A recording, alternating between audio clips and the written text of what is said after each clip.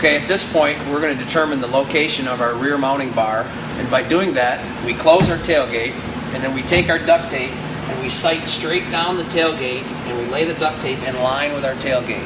We do that in two locations, straight down, lay the tailgate, the duct tape down on the tailgate, and now we've got the rear location of our tailgate for mounting our loading system. And at that point we'll get out of the truck, we'll drop the gate, and we'll measure from there. Now our duct tape has established our rear line in our truck. We don't measure off the back of the box because they're not all uniform. So our duct tape is now our rear line of our truck box. And that's where we're going to measure 3 3/4 inches forward to locate our rear mounting bar. So grab our Sharpie and our tape measure, and we'll come out here and we'll measure 3 3/4 inches forward. Off of both lines, from the edge of the outside edge of our duct tape, and that's the rearward-most point of our mounting bar.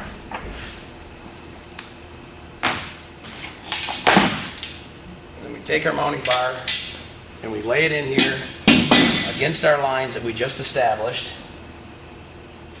and I've put a center line between our holes. Between our holes here, we measure this dimension from center to center on our holes and establish a center line on the bar. And then measure between the truck side, box sides, and establish the center of the truck box, which happens to be the center of this rib. Likely it will fall in the rib in one of your truck ribs in your box. So we've got that centered. We have our center line on our truck, we have our center line on our bar, and we have our mounting lines here and here.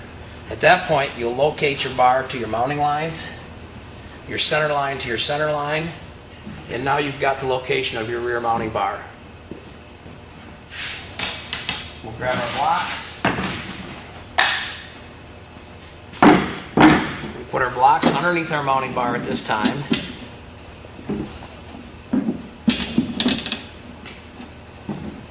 And our top blocks. As I mentioned earlier, these blocks do not have a hole in them.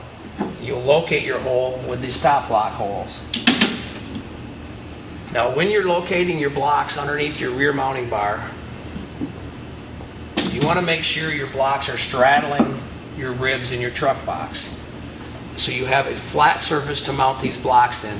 If you're off a little bit one side or the other, then you want to favor the other rib so you have a good purchase on your truck box. Now if the ribs in your truck box do not come all the way back and your blocks want to be on the edge of the rib to where they're tippy, then you can modify this dimension and move your blocks forward so you're solid on a rib and you have a flat surface. Because if you mount this up to where it wants to tip, it will not allow your LoadAll to slide as it is designed.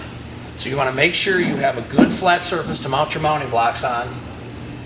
Once again, if your ribs don't go all the way to the back, then move them forward enough until they have a flat surface. Then you locate this on here, center it up with your line, find your marks that you put in, which is 3 3/4 inches from your duct tape to the back of your bar, center it up, and that's your location. Now at this time, you want to crawl under the truck and make sure when you drill these holes that you're not going to get any wiring harness, any gas tank, nothing is going to interfere. There's not a rib underneath there that's not going to allow you to get your bolts underneath. So once you determine the clearance of this hole, underneath is clear, your dimensions are all good, and then you're going to take your drill, and I put a knee up on here, and I'll drill this hole through my plastic block, and I'll get it started into the truck box and drill it all the way through. I'll put my bolt in, locate it, then I'll go to the other side and do the same thing. And then we'll move forward to the front bar, and we'll do that also. So we'll get to drilling the holes right now. Okay, now we've got our mounting bar located. We've got our lines that we referenced off our tape, and I've got one hole already done and drilled. Now I'm going to make sure my mounting bar stays square across my tape. I know my center line is lined up. Line my top block up. I've made my mounting bar sandwich with my bottom 3/4 inch spacers and my top machine blocks. I line up the hole, get the hole started in the plastic,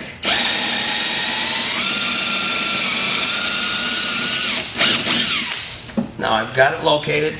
Check my lines, make sure I'm still on. Then I'll step on top of this to make sure it stays put. Go back in my hole that I started.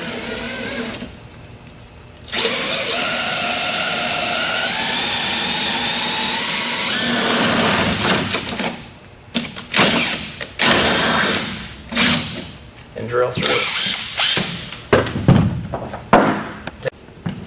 Okay, so now we've got our hole drilled. I put the washer in the top of the machine block, put our screw in, line it all up with our holes, put the screw down through, and you've got your rear bar mounted. Now it's just a matter of getting your squisher blocks and your nuts and your ratchet and mount it up and draw it tight.